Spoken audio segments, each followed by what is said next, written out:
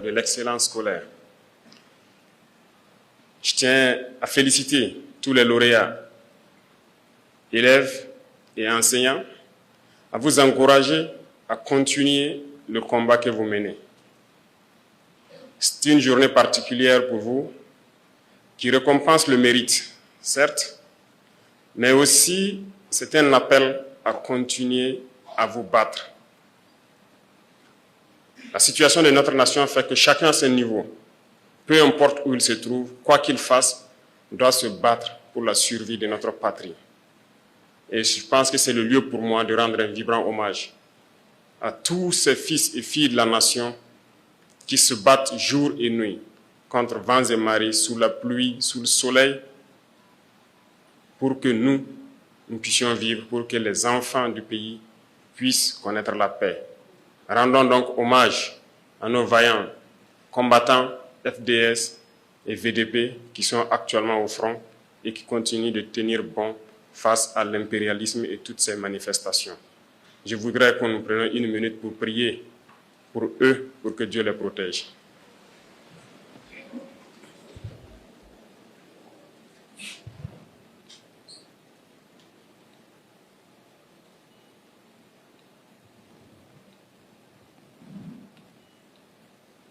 Je vous remercie.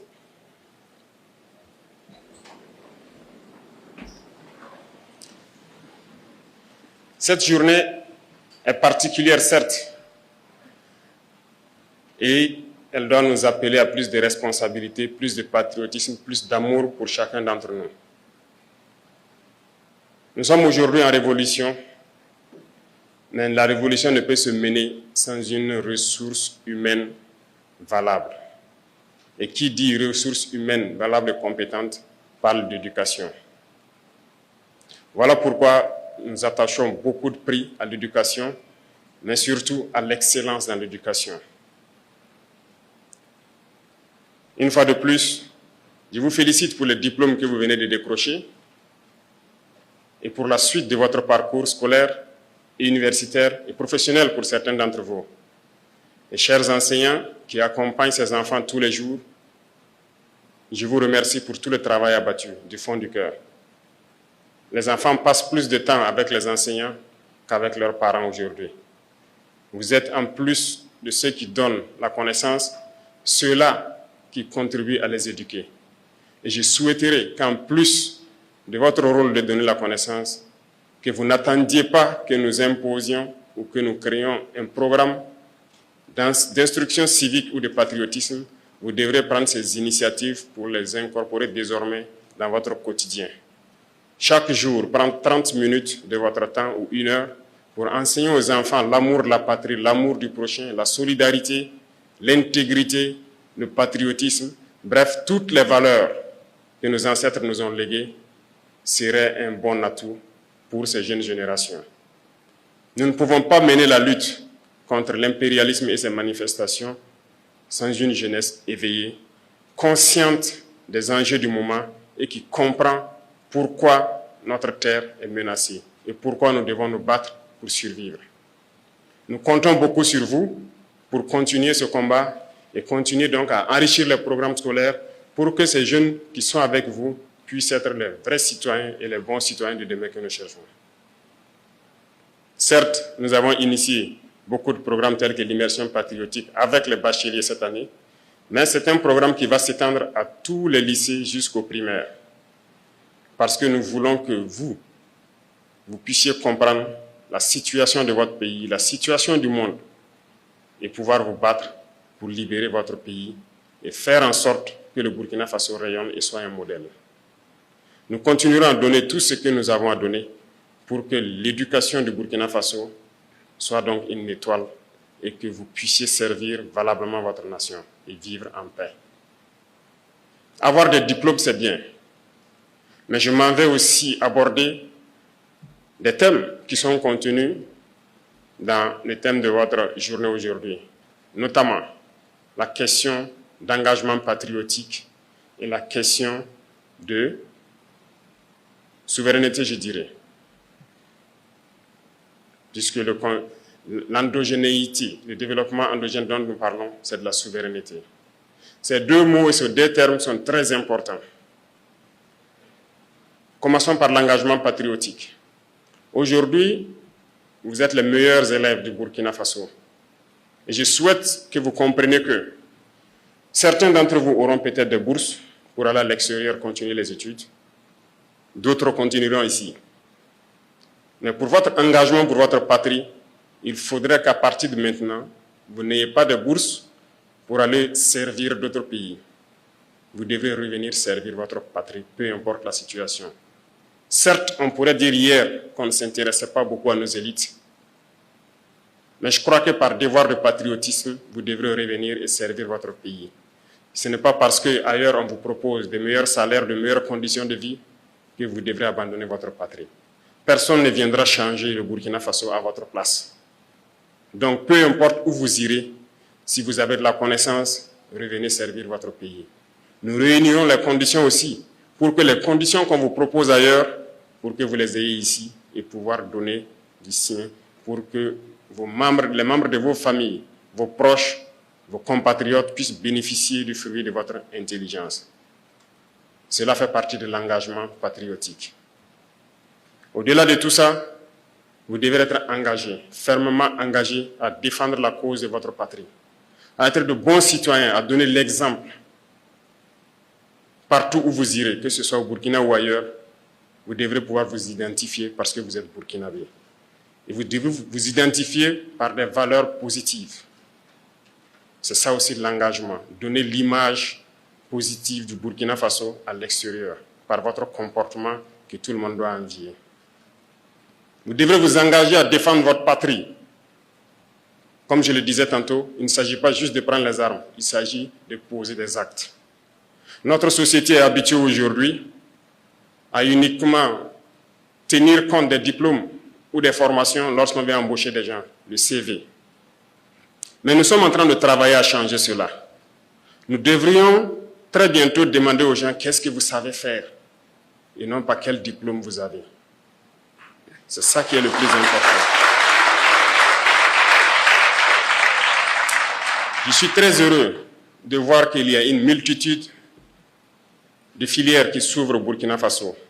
Récemment, le ministère de l'Enseignement supérieur a donc élaboré la carte universitaire et même réorganisé toutes les filières.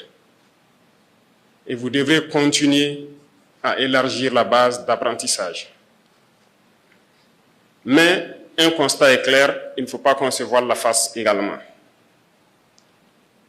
Nous avons fait une analyse, un diagnostic de notre système éducatif. Et je vais vous dire quelque chose. Cette année, j'ai demandé plusieurs statistiques au ministre de l'Enseignement secondaire ici présent. Des statistiques de plusieurs ordres que j'ai pris le soin d'analyser. J'ai compris que si nous voulons nous développer par nous-mêmes, comme votre thème le dit, le développement endogène, il faut que nous puissions créer de la matière. Qu'est-ce que je veux dire par là? Cette année, quand vous prenez les statistiques, nous avons beaucoup plus de pourcentage de bac littéraire que de bac scientifique. Et là, nous avons un problème, un sérieux problème. Les baccalauréats littéraires sont bien, très bien, parce que nous ne pouvons pas comprendre le monde sans vous. Tous ceux qui parlent de géopolitique, qui font les analyses de la géopolitique mondiale et qui permettent aux citoyens de comprendre le monde, ce sont généralement ces baccalauréats scientifiques. Tous ceux qui étudient la société, pardon, ces baccalauréats littéraires sont tous ceux qui étudient la société, la sociologie, la philosophie. Nous en avons besoin pour que les jeunes puissent comprendre le monde, pour qu'on puisse comprendre notre société, pour qu'on puisse connaître notre histoire et tout ça.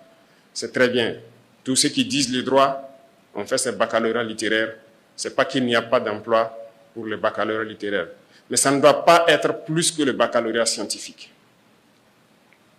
Pourquoi je le dis? Le monde des sciences, c'est la réalité des faits. Qu'est-ce que vous faites aujourd'hui sans la science? D'abord, pour être en bonne santé ici, nous avons tous besoin de médecins. Ils sont bien scientifiques. Ce matin, ou durant tout votre cursus scolaire, vous êtes déplacé pour l'école. Chacun a peut-être enfourché son vélo, d'autres des motos. C'est de la mécanique. C'est la science. L'asphalte, le goudron sur lequel nous roulons, c'est la science. Les belles rues que nous voyons par-ci, par-là, c'est le génie civil, c'est la science. Tout le monde mange. Pour cultiver, vous avez besoin d'être scientifique, puisque l'engrais chimique que vous mettez sous vos plants, c'est de la chimie. Pour transformer nos matières premières, nous avons besoin de connaître la chimie, la physique et même la mécanique. Nous voulons nous industrialiser, ce sont les machines. Au quotidien, nous vivons donc avec le besoin de mentalité scientifique.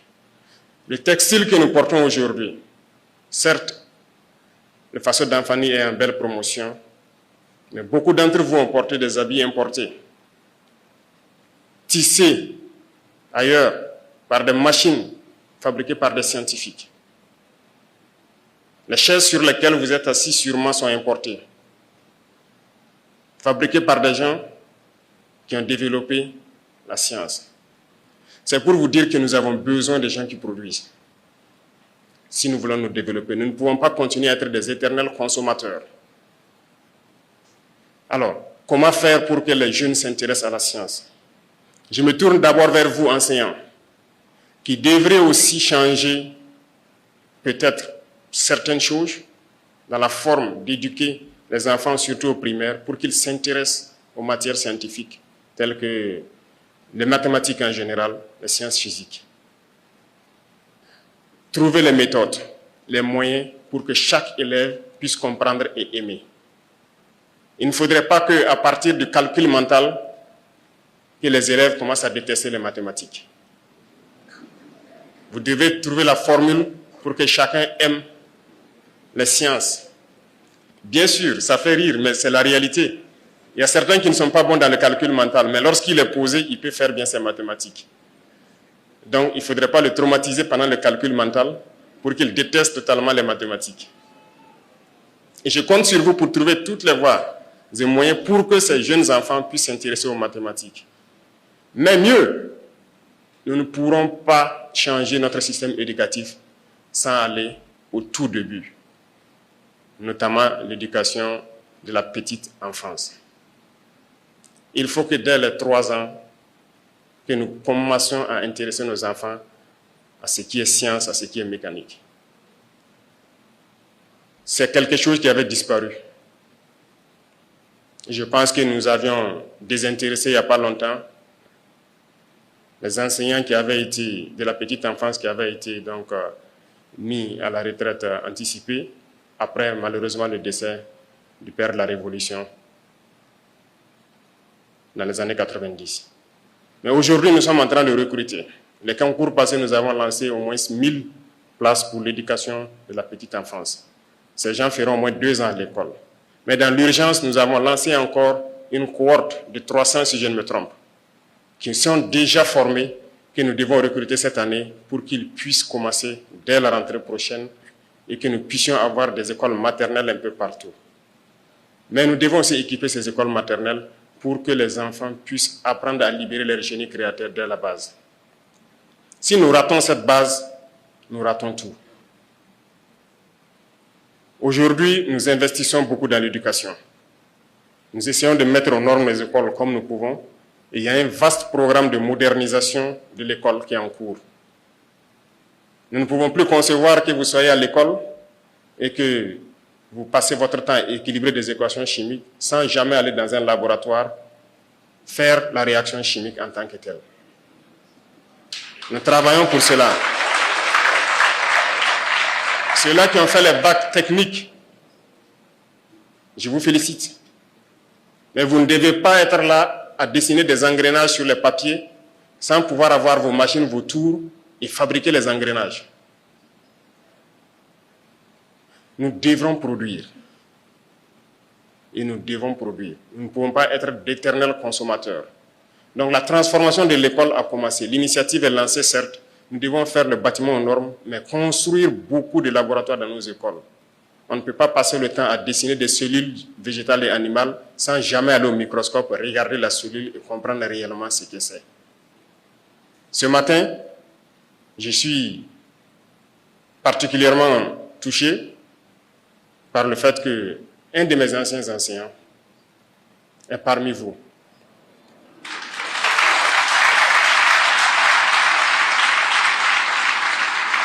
Et il a été élu meilleur enseignant. Je le félicite, M. Zaleh Adama.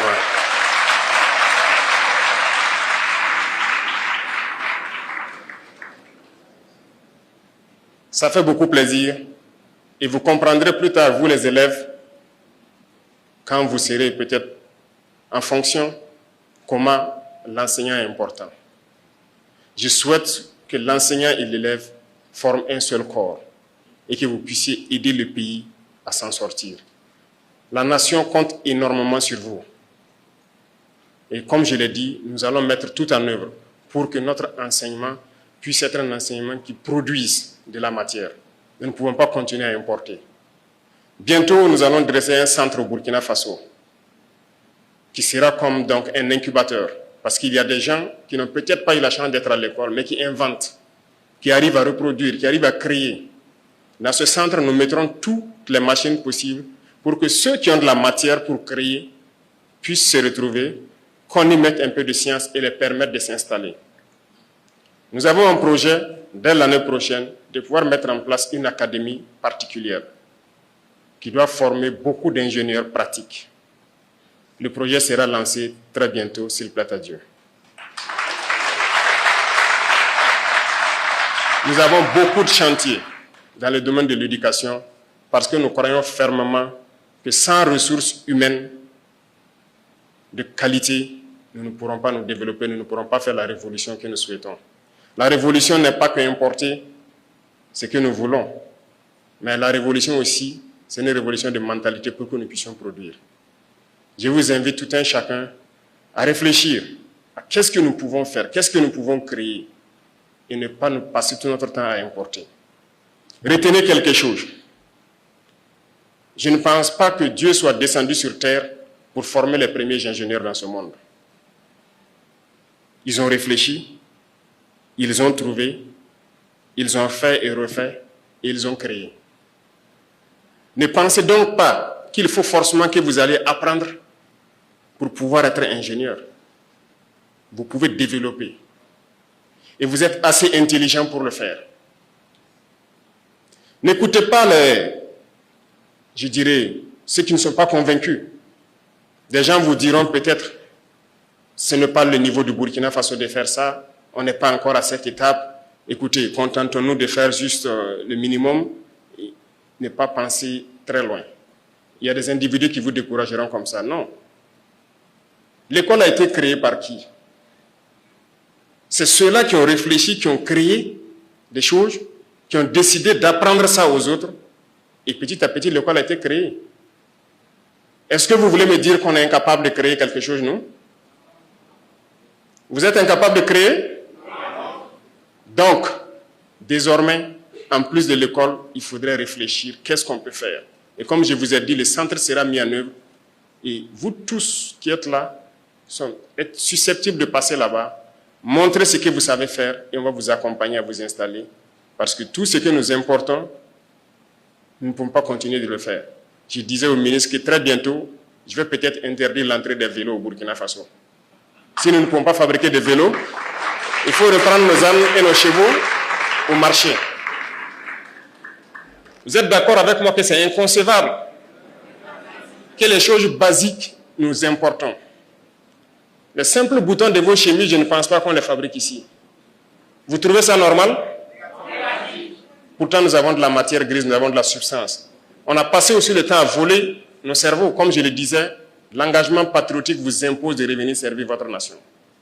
Et ceux qui sont à l'extérieur, je les appelle aussi à penser à revenir servir la nation. Nous, nous ferons tout pour que vous puissiez exprimer votre talent ici sur place. Donc, pensez à ce que je vous dis. Nous sommes capables de révolutionner tout, mais ça se passe dans la tête. Et si j'ai un conseil à vous donner, ça concerne l'Internet, les réseaux sociaux. Beaucoup aujourd'hui auraient peut-être pu être dans cette salle, mais ont été détournés par l'Internet. Retenez quelque chose, l'impérialisme est fort. Ils savent comment vous manipuler. Ils savent comment vous détruire de manière indirecte. Regardez vos chaînes de télévision. Nous passons le temps, la musique, les émissions de comédie et tout ce qui s'ensuit. Combien d'émissions scientifiques sortent à la télé? Regardez vos réseaux sociaux.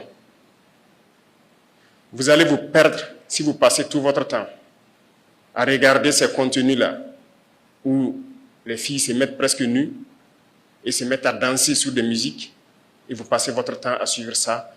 Vos neurones se bouchent. Vous ne pouvez pas évoluer. C'est la réalité.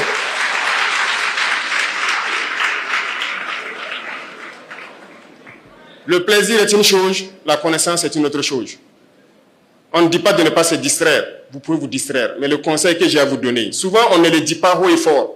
Mais au fond, tout le monde sait que c'est un mal qui nous ronge. Et moi, je tiens aujourd'hui à vous le dire. Ça peut ne pas plaire aux gens. Et généralement, nos jeunes filles, pardonnez-moi, vous êtes déjà toutes belles. Vous êtes les plus belles. Vous n'avez pas besoin de vous exposer sur les réseaux sociaux. Arrêtez ça. Nous devons nous concentrer sur l'essentiel.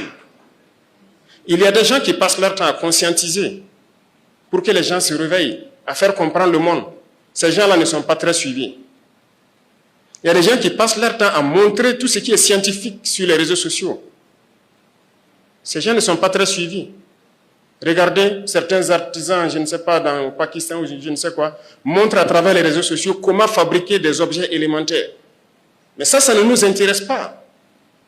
C'est ceux-là qui créent les contenus avec des filles qui se montrent nues sur les réseaux sociaux. C'est ça qui nous intéresse. Jeunesse, il faut faire attention. Si vous vous intéressez à ces choses, vos neurones se bouchent, vous ne pourrez plus réfléchir. Et c'est dangereux pour vous. Nous n'avons pas besoin de ça. Il y a des moments pour se distraire, mais le gros de votre temps, vous devrez vous concentrer à étudier et à créer. Vous me promettez que vous allez créer